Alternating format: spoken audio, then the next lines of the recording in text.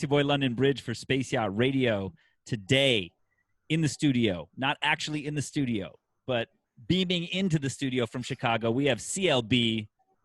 Yo, yo. Or should I say CLB? I feel like that's the only way you could say my name. Well, the first time we met, you opened up one of the Space Yacht Chicagos that we did last year, and one of your homies, you had a nice crew of people there early who were like obviously your homies who might have had some claws. I don't know, what the situation was, but one of your boys was like amped, and he was just like yelling CLB, and then I took that on for the rest of the night and yelled that at you for about probably 30 times over the course of the night. Yeah, it's history now. Yeah, for sure. And then the tweets, and then my favorite thing to do in the chat right now is doing "Let's go" with a lot of O's in all caps. Yeah. Doing CLB with a lot of E's at the end, like CLB, like it's a similar feeling. I agree. Yeah, all the caps lock and everything. Yeah, it's a very chantable name as well, which I like. So it's true. Yeah. Smart. So what's the vibe in Chicago right now? Before we dig into music, like what's the quarantine style over there? It's we're locked down, obviously. I think people are kind of starting to break a little bit. I'm seeing people really kind of go stir crazy a little bit. The only places I've been, grocery store, my parents' house. That's about it. Right.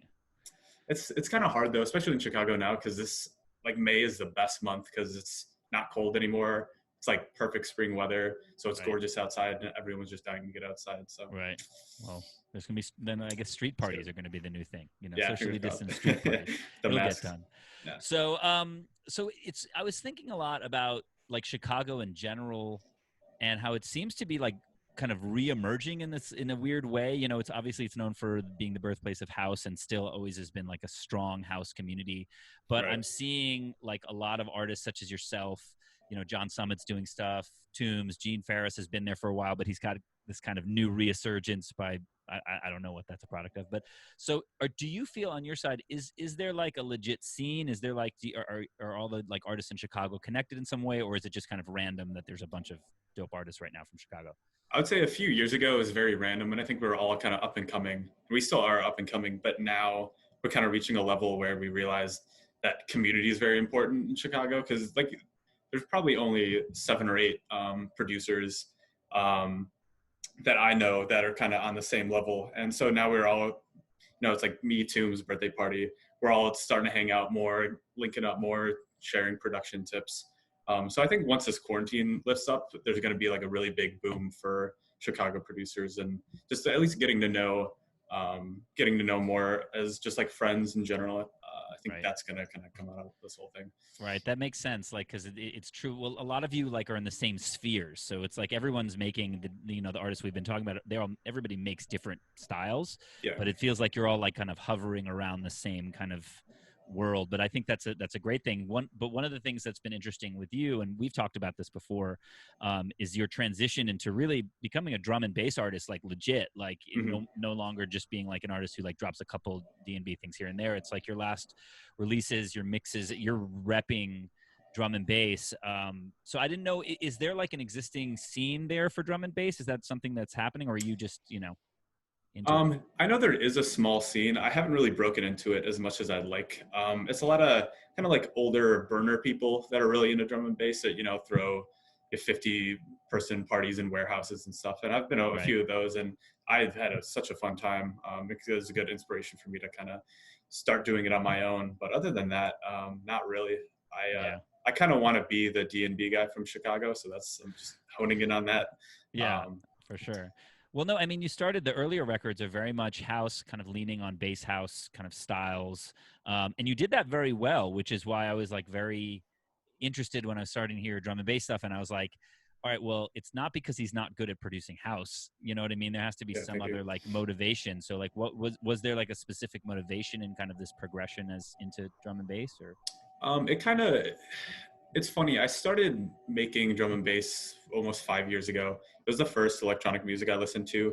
So I always had it in the back of my mind. And I reached this point last year where I feel like I almost ran out of all the good ideas I had for house, and everything I was making was kind of sounding like a ripoff of somebody else. I don't know. I needed to kind of break that box of doing something different. And drum and bass just came really naturally to me. I had a few songs that I had started, finished, but never really put out. So about last fall, I decided to just hunker down, study, how to make it, how the drums work, how to like progress a drum and bass song, because it's different. It's so much different than house, because the drums, the drums you could do anything with. So I don't know, it almost feels like it was a full circle kind of thing. I started listening to drum and bass in 2010, and now I feel like I have a really true appreciation for it now, especially since I know how to make it, and how the intricacies work. Yeah, no, it's very different from like listening to making it, because I dabbled in making it, and at first you're like, oh, it's just faster from what I normally make, but it's really not, because like even if you're going for kind of a retro sound, like the texture of the drums is a very different thing than what's in like sample packs today. You have to actually create those, Yeah, you're not going to find that in like a Somatics sample pack that you get on Splice. Yeah. Right. No, that's crazy. So why was drum and bass the first electronic music? Like, how did you get introduced to that? Like when you first it was I was probably 14 or 15, and I used to be really big into gaming, and this is way back when Call of Duty 4 was a big thing. Sure. And it used to be montages. Yeah, sick. So people would like make montages of them doing crazy clips and MLG highlights and stuff, and they always used drum and bass in the background. It was always like something off the UKF drum and bass channel. Right. And I was like, oh, this is really interesting. And it was funny too, because I used to be one of those guys that thought that if there wasn't a guitar in a song, it wasn't real music. Right. And then immediately I heard like one, just like prototype song, and it was just game over from there. It was over. Yeah. Hold on. So did you play instruments before that, or did you have like a background in music, or you were just more into organic sounds? I did have some music background. I played bass for a little bit in some bands. It was like those school of rock bands where you sign up and you're put together in a band. I've actually seen some amazing School of Rock bands, actually. Yeah, some of them are really cool. Some of those kids shred. Are crazy. Yeah, I know. The guitar player's always like doing like finger tapping and shit. It's crazy. And on their 12, it's nuts. Right. Yeah, that's where I started. I could do power chords, and that's about it. If I played a guitar, I can't read music. I never could. But it got me into. I really started liking live music and productions, and how just being on a stage itself seemed really interesting to me, so I pursued that. It's crazy that like you found the music through the video games, which I feel like is something that's been happening, because it's like this reverse thing where it's like the music's in there, you're playing the game, but then you're like introduced to the music because of the game. I mean, it's not a new thing, but I do think in the last, let's say 10 years of gaming, it's like, the fact that UKF is like in a video game, and Monster Cat's also really big with that kind of stuff. So it's actually dope how there's that crossover and actually becomes like a discovery platform in addition to the gaming, I think it's Forza is the game, like the racing game. They have every single time they come out with a new game, they have the most incredible forward-thinking soundtrack that they collaborate with like UKF and stuff. It's really cool. And I didn't really think about video games as a platform for music discovery ever. Are you playing Animal Crossing, or what are you doing these days? I'm not an Animal Crossing guy. I kind of want to get into it because I feel like I'm missing out on this crazy hype. That's what I'm saying. Like I feel like I'm missing out on culture. It's like the biggest video game right now, but isn't that time that we should be using to do productive things like, create music and... Yeah, true. I say that, but then I log like 40 hours a week on Call of Duty. So, it's the same difference. I wonder, it's a constant struggle that I'm having right now, because I really want to get a gaming system. And I used to, like when I was younger, I used to play and like, but every time I go for it, I'm like, no, like there's a radio show you can edit, or there's a song. Right. There's something in the back of your head. Yeah. Or like a hoodie to design, you know what I mean? Yeah, exactly. Endless amounts of ways you can take smiley faces and put them on hoodies, you know what I mean? I know, exactly. It's crazy. So what do you think about, drum and bass, back on the drum and bass tip? I mean, it's a weird thing, because I feel like it's been an elusive genre on some level, right? It's represented at the festivals here and there, and the heads are into it, right? So like, because anytime I talk about drum and bass being underrepresented, people get mad at me and be like, no, it exists. I'm like, I know that it exists. I'm just talking about in relation to, the other genres within dance music right now, right? It's always kind of a side stage. But is it me, or did quarantine like make drum and bass bubbly again in America? It did. I think I saw it kind of bubble on Twitter, like right when the new year started. And I thought it was just going to be one of those Twitter fads that people are talking about for 3 weeks. Right. And then people started making it, and it was really good. And people started kind of digging a little bit more. And I hope it doesn't end, but so far it seems like a lot of people are kind of jumping on the ship. You and I mean, I by the way, drum and bass was my first electronic music as well. So it's like in the beginning when we're young, like if we liked it when we were like younger, there's no reason that other people who are 14 and 15 wouldn't like it either, right? So Right. I don't know if it's an exposure thing or if it's like a rep thing where like some people say that like I don't like dubstep, right? When they don't maybe haven't listened to all of the different versions of dubstep, and maybe they, Right. so maybe drum and bass might have just said like, oh, I don't fuck with that, but I don't know. I feel like it's bubbling. I feel like I hear people making. You know who's done some great shit is Eric Mark has been like, I don't know if you've heard his stuff.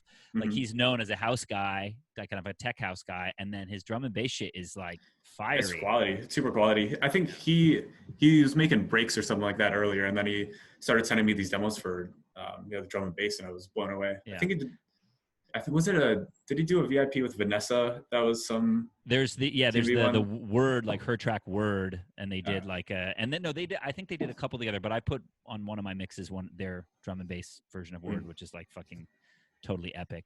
But yeah, I mean, I imagine like for you when you started kind of really digging in, like was there like an aha moment on the drum and bass, like where you were sitting in front of your shit when you were like, oh my god, like this is now what I'm going to make? Because like the thing is, it's like it's pretty stark with your transition. Like you make drum and bass now, you know what I mean? That's what your releases are. So was there that like one moment where you were sitting at the desk being like, oh, this is like the feeling, or did it kind of just like? Yeah, I remember the first time I was writing a track, and I think the hardest thing is getting the hats in the groove right. So that top line, because the kick and snare, it's just easy. Once I sat down and the first time I got like the groove going in this track, and I like muted everything other than the drums, and it sounded great. I think that was a moment where like, oh, I can do this. This is really interesting, and there's a million things I can do with it. So that was right. That's the stepping point. I love that. One of the like, I also think it's worth noting that it's not just like, oh, you're doing drum and bass, but I think you're fusing a lot of the good like kind of classic parts of it with kind of new sounds. So I think like Fade Away, which is one of your recent releases, which I fucking love. I just love the vocal on that. What's the original vocal from? It's a Junior Biles record. He's I think he's from London, but like the original record is from like 1976. So it's older. Yeah. That's super old. Yeah, but I just love that. But like, because Jungle always has reggae vocal on it, you know what I mean? Or that's or a reggae sample. But then when that shit drops, it's like the wubbiest wub shit, you know what I mean? It's almost verging on that kind of experimental based stuff, you know what I mean? It's like fusing that. So like where's that coming from in terms of like the sounds? Because you're kind of forging into new territory with that kind of stuff. Right. I do look a lot to. There's a lot of really small underground producers from the UK that are kind of doing the same style I am. And it's really simple. Like the sound design is like that. The lead for Fade Away is just detuned saw with just distortion and a little bit more post-processing. I think I like taking really simple sounds and just distorting them to, as far as you can go. You can get some really weird stuff. So I don't know. I kind of like it too, because I don't have to do any crazy sound design stuff. It's just, Camel Crusher and little compression. Right. I need to watch you do a production stuff. You're talking all kinds of crazy shit. Yeah. A little too technical. The little half compression. Sprinkle OTT, Exactly. Oh, well, OTT's on everything. Yeah. Have you been feeling the streaming like world? I mean, this is a whole new era of that shit. I mean, have you been into that or? I have been. I think I'm kind of losing a little bit of interest in like the DJ live streams. I think I just watched too many, so I gotta like take a break. But the production live streams are insane. I'm having so much fun watching those. I can watch them for hours. The Abstract ones have been great. Like I really like watching him break those ones down. There was also like Solardo did one last night, but I missed that. I saw people tweeting about that. I heard that was good. What have been some of your favorite producer ones? I've been watching the Bauer ones. I think I've watched 8 hours. He's just a goofy dude anyway, and it's just super interesting to see his workflow. Who was up? I don't know if this was in quarantine, but I know EPROM was doing learned some crazy techniques from that. It's cool. Even some smaller producers that are just like local producers, I've been like just sticking my head in the stream. You could just learn really crazy small things that you wouldn't even think about. Totally. Totally. So this is a new thing I've been doing for the last couple of weeks that I want to keep going. Is like your key hacks, basically producer hacks. Like, is there something that you do on every track or a tip that like you always use that, you know, the producers who listen to the show can learn from? I would say I never used buses ever in my life until recently. So now I realize how important it is to have a drum bus and then just tossing, you know, small amount of distortion compression on it. I don't know, Right. for some reason that just eluded me for 6 years. Right. And I'm pretty sure like 99% of the people do that, but well, no, because it's like it is true. It's like the difference when you can put something on an entire group, you know what I mean, right. Versus just trying to treat each one. Right. And it's true. It's a simple. I actually think it's a simple thing that a lot of people probably don't know. I mean, a lot of people don't even use groups. They just fucking right. have it all there. So yeah, because I'm in FL Studio, so we don't have groups. Oh, so okay. you know, each mixer insert is its own. You can't really put them together unless you use them. Oh, FL. That's gonna be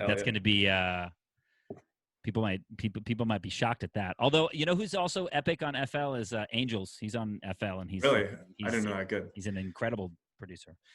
Everybody on FL like totally fucks with FL. Like they all swear by it. So yeah, I'll swear by it to the day I die. And I have I have FL 11, so I think that's from 2009 or something like that. I have not updated. Yeah.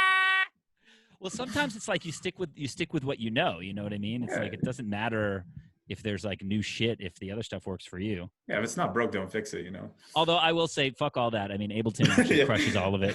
I used to be on fucking Pro Tools. Like the first London Bridge records, like the first year of my releases are all like Pro Tools releases, and which actually like, maybe it's in my head. I feel like it has a different sound or something. I don't know if that's true or not, but you know. Yeah, that Pro Tools scares me. I used it for like a college class way back in the day, and even just importing stuff, I was like, this is too much. That's where I learned it in college, like learning like live recorded music stuff. Yeah, when really I would just like sneak in the studio late night and record my own like singer-songwriter, like John Mayer EP. More like Elliott Smith, not like John Mayer. Oh, John Mayer. I'll have to hear that. I don't know if anyone's going to actually hear that. All right, let's go to Twitter. I tweeted earlier, I said, I'm chatting with CLB Sounds today for Space Yacht Radio. Any dares or challenges that you want to put forth, do them here. I think the one I've already kind of looked at some of these, although there's some new ones here as well. But I want to start.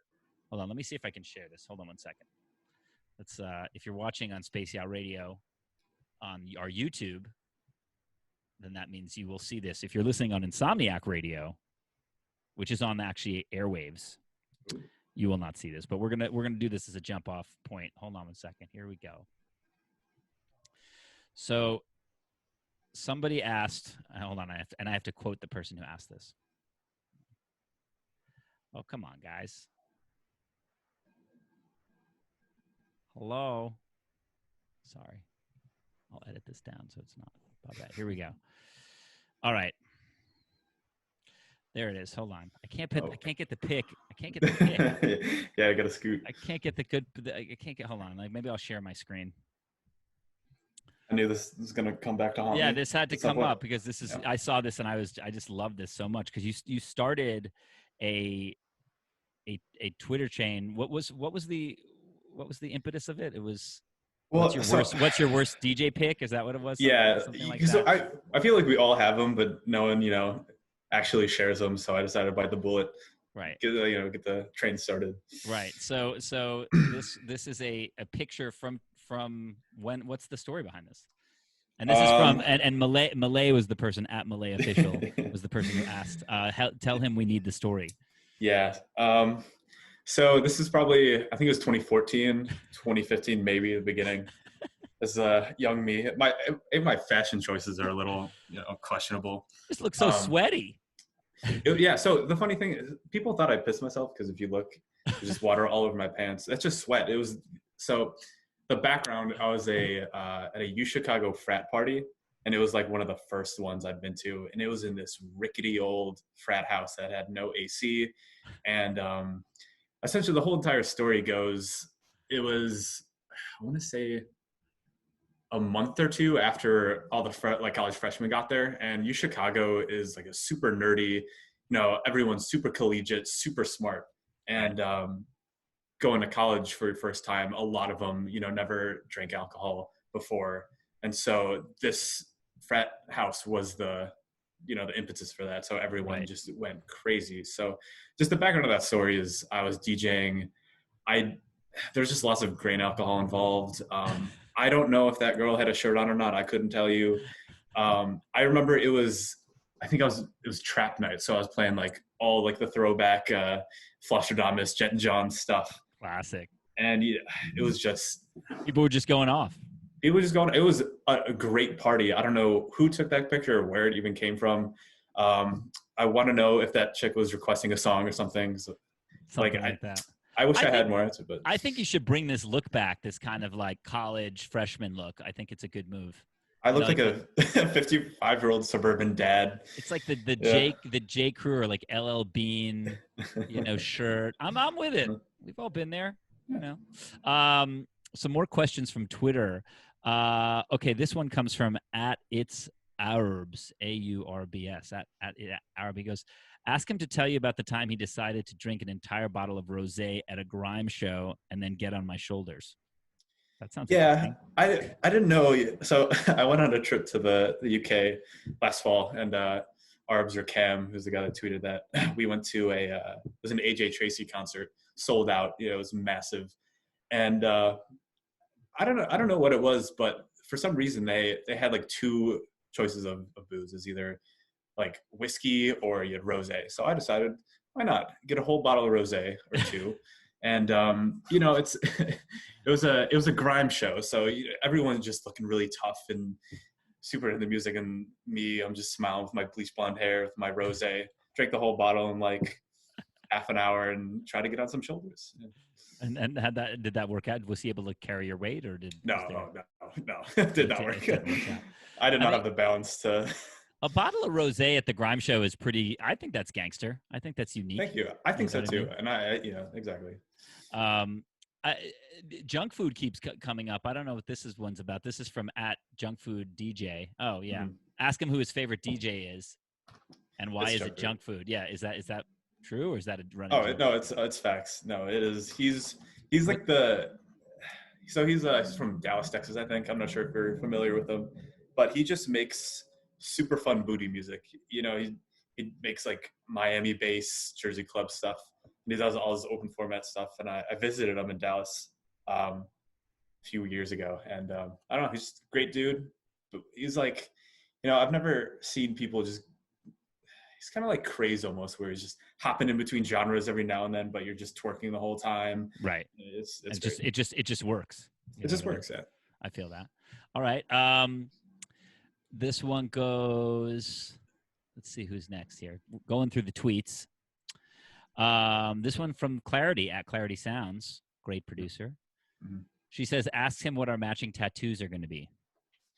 Well, funny enough, we were going to get matching tattoos because she was on this London trip as well. And we were going to get rave smileys together, and I was all about it. We were all about it. Got to the last day and I asked her, hey Claire, you want to go get these tattoos finally? And she backed out. So I voted for the rave smiley the whole time. Wow. We'll have to reconsider, but. And I love that you were going to get that. I mean, you see my backgrounds. I was going to say it. Very on brand. Yeah. I mean, the branding is just wild here. Clarity's dope. She did just like a set from her room, like early in quarantine, mm-hmm. that I watched. It was like, it's just like a half-hour stream, really good stuff. And then she had a confession release recently, right? Mm-hmm. And good stuff. Checking her out. Absolutely. Dr. Apollo Music says, talk about the holy power of drum and bass, which I feel like we've definitely discussed. Oh, yeah. The next one from Sailor V, from Vegas, I believe. She goes, I dare him to tell us what his least favorite venue is. That's probably an inside joke. No, I'm trying to decide, like, why do you want to say what your least favorite venue is? Doesn't that mean then you won't get booked there when we get back to normal life? Yeah, right. I don't know. Like, off the top of my head, I can't really think of any terrible venues. I'm not a big bottle service guy, like bottle service club. But they make me feel so weird. I know. It's like in today's day and age, it's weird. Yeah, it's like, do you really need the sparklers for your 25th birthday? Sparklers I can fuck with. I can definitely fuck with sparklers, but it's just, I don't know. Maybe I'm in my own head. I don't know. Yeah, I don't know if I'm just jaded or something, but I don't know. At Conrisa_music says, challenge him to drink without blacking out or to take a good picture for once. And then Al Busy follows up with, I dare him to do the whole interview in sign language. These are good. These are random ass questions. They're not even questions. They're kind of statements. Yeah, I just got flamed. Well, I guess it's challenges, actually. It's challenges. Yeah. All right. Oh, yeah, and then oh my God. Back to that sweaty pic, somebody said the people deserve to know what the fuck is going on. It's funny. And then somebody underneath that wrote, yes, like, is she topless? I gotta ask. Yeah, we don't know. That's a mystery. I don't understand how you can't remember at a frat party whether somebody was topless right in front of you. I mean, I feel like that would be like a seminal moment from your. Listen, I mean, you saw me in that picture. Yeah, it was one ear and one eye. Yeah. So you're doing a guest mix, right? That's the vibe. That's the rep. Yeah, absolutely. So before we go, because I definitely want people to hear your shit, and I'm assuming it's going to be on that drum and bass tip.